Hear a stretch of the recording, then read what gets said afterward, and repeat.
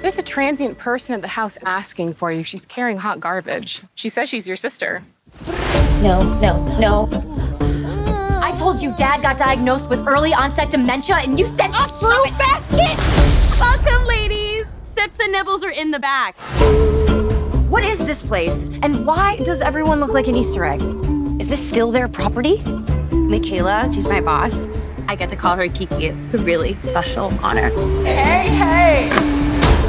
Whoa, shielding a scepter? Hi, it's so nice to meet both of you. Hey, good, how are you? Nice to meet you. You didn't say that.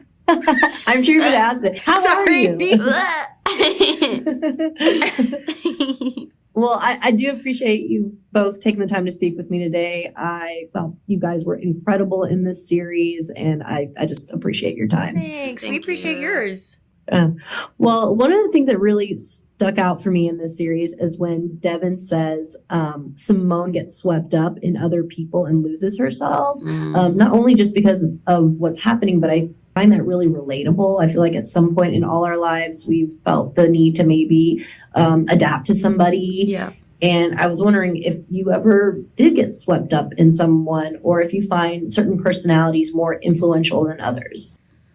Yeah, I certainly have. Yeah. Yeah. I don't know if I have. Yeah. I think I've always been a pretty, like, consistent person. But I think that, like, that line is really important for me with Simone. It's just like her response to trauma, and her response to the trauma that she's kind of endured meant that who she was intrinsically as a person wasn't enough. So she's had to be swept up. She's had to, like, adapt and kind of be all these different people to kind of prove her own worth and to justify kind of being alive. Yeah. You know? Yeah. Like the way that she lives. And I think that Devon, the way she is and why she's so different to Simone is that their responses to the same event have been completely different in the way that it's kind of this rebellion to that and being like, I'm going to be so me and so kind of like stand my ground everywhere. 100%. I mean, that's always something that I find really interesting is, like, especially with siblings, you know, Yeah. people who would grow up under the same circumstances and the differences in how they, you know, like you said, respond to it. I think that's definitely a theme in the show as well. Well, I think we're very influenced by others when we're young, right? You know, I mean, it's almost like when you're young, you're trying to understand who you are through your experiences with the world, particularly as you take steps away from your parents' world, you know. So you're always looking to your peers and your teachers and to maybe other adults to kind of define the world that you're entering into, and slowly you start to feel like, you know, you have formed your own views, you know. But I do think particularly between like 18 and 25, I think you're really malleable and you're really looking a lot to others. Certainly.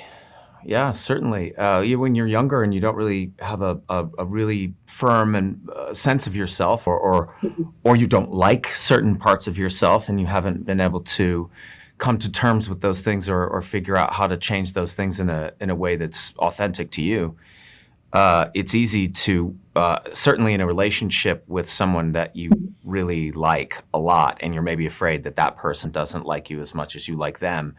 The tendency is sometimes to try and become the person that you think they want you to be in order to be the appropriate partner for this person that you are so enamored with. So I'd say but then, you know, again, going even younger, like high school, junior high, oh my gosh. I was constantly trying to be, well, and I grew up as an Air Force brat too, so I was constantly trying to step into a new school and figure out, okay, what's the dynamic here? Who do I need to be so that I, you know, so I don't get kicked around? So there was a lot of that early on in my life, for sure. Yeah. Yeah, me too. People pleasing, you know, and trying to be accepted, and lack of self-acceptance and that kind of thing that plays a big part, I think, when that happens. To an individual, and you sort of want to be swept up because it validates, or it sort of there's a lack somewhere. And I think hopefully, as I've gotten older, that doesn't happen so much. I'm not seeing that. I certainly got swept up by Glenn in the process of shooting this, and wanted to be swept up by him. Of course. But yeah, that's happened to me. Sure, I get swept up by my son. Like I've, I love him so much that also as a dad, I want him to, especially as he gets older and his life changes. Sure. But I have to learn how to not, to identify that when that's happening, because then I can smother or allow, trying to have him smother me. Yeah. His Holiness the Dalai Lama once said, "A stranger is only a friend I have not made yet," and I get swept up with every single human being I meet. That's part of being an actor, a little bit, right? A little bit, always. Yeah. As an artist, I don't know you, and I want to know you, and That's so beautiful. what are you? Where do you come from? I remember late one night I was having a glass of wine in this great wine bar on the Upper West Side called Bin 71, and I was sitting there, and there was a woman sitting next to me, a little bit older than me, and I just asked her, I was like, "What do you do for a living?" I just chat, and she said, "Young man, one should never ask someone where they're going. One should only ask them where they're from." Oh. Right? And I was like, "Yes, ma'am." Like I learned that lesson real quick, but I've carried that with me where I go, "Where are you from? What do you do?" And that to me is being swept up. I get swept up with every single person I meet because I want to know everything about them and why they're where they are and all of that. And it is part of what we do. I got swept up by somebody on the subway yesterday. Yeah, you but just observationally, I didn't approach them with it. But like, I think that is partially what makes us actors, right? Yeah, so we do get so fascinated. What are you? Yeah. Sure. Well, another part of that quote I like is how Devon says she's the only person who knows the real Simone. And so I'm wondering if you were to be acting like a different person, who's the person in your life that knows you the best that's going to call you out? My sister. Yeah, I think I sort of love that actually too, because it really is about sisters and how there's someone maybe who's known you from the moment you were born. My sister and I are a year and 3 days apart, and so I don't ever remember being without her. I'm older, and she never, of course, remembers being without me. So that would be, she would be the one person who would always know, who the real me was. Definitely. Oh, that's beautiful. Yeah. And it's good to have people like that in your life too. Oh God, it's really important. Yeah. Probably Ari, probably my best friend. Yeah, I was gonna say my best friends friend, too. yeah. My best friends are twins and twin sisters. Wow. They were a huge inspiration for me behind some of our scenes. And I've known them since I was 12. And I think they would be the first people to be like, what is that, Nat? Oh, they're like, you're doing that thing that you do? Yeah. You're doing that thing that you do? Yeah. Yeah, probably my best friend Ari. I've known Ari since I was like 4. We grew up next door to each other.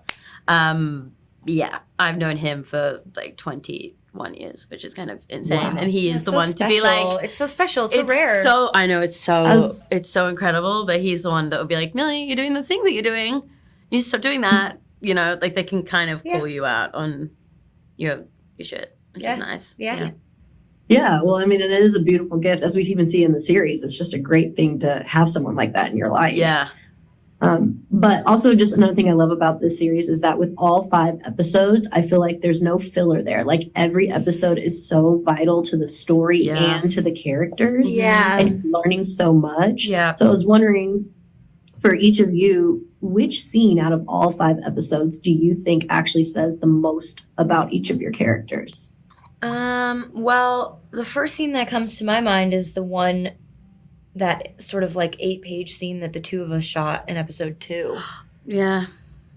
Where Devon swims over to sort of like break her out, and she's like, I'm not leaving. We filmed that kind of like a play, like backwards. So we filmed the stuff with Julie first. Yeah, we filmed the just end of it first, and then we filmed the rest of it. That was a really special day on set. That was a great day on set. That was so much fun. It was very cool. We did it. We were able to do it without cutting it up into chunks. It's very rare to have a scene that is that long on TV. It's not, you Yeah. know, how it's written usually, but Yeah. Molly is a playwright. And so she gave us this like gorgeous, long, So yummy many. sister scene. And then our director and our camera crew were like, Just running around they with were like us. following us wherever we were going from room to room. It was like really technically very impressive. And Yeah. also emotionally, the scene was like very revealing. I think you learn a lot about both of those girls at that moment. My sister seems to really worship your wife. Yeah, Kiki has that effect on people. Breath. 10 out of 10. Something else I think is kind of like fun is how Michaela's go-to gift when anything goes wrong is this edible arrangement. I just think it's hilarious. But I mean, it's nice when you're feeling down to kind of receive something. I'm curious if you were feeling down for any reason, what's the gift you want delivered to you that you would actually maybe eat? and Oh, enjoy? something to eat? Something to eat? Yeah. Let me see. I'd love a fruit basket. I'll tell you. I don't know that I like an edible arrangement because I feel like you have to eat that all really quickly. Yeah. But there's sort of nothing better than a really beautiful fruit basket, particularly like a basket of exotic fruits. You know how you can order those around Christmas time? Somebody can send you something like that. My grandparents actually years ago lived in Florida, and they would always send a big, big basket of oranges and grapefruits. And man, I loved that. Yeah. Oh, okay. I'm not a huge fan of fruit, so I was like, oh my God, Really? that's so much. I know. Fruit's my favorite. Do you like vegetables? I do. That's what I love. Okay, you love vegetables. Actually, a basket of vegetables would probably really upset That would me. do it for you. Okay. Well, they're giving me the wrap, but it was Okay. so great speaking with You too. You too. Thank you so much. No one knows you like a sister, and no one loves you better.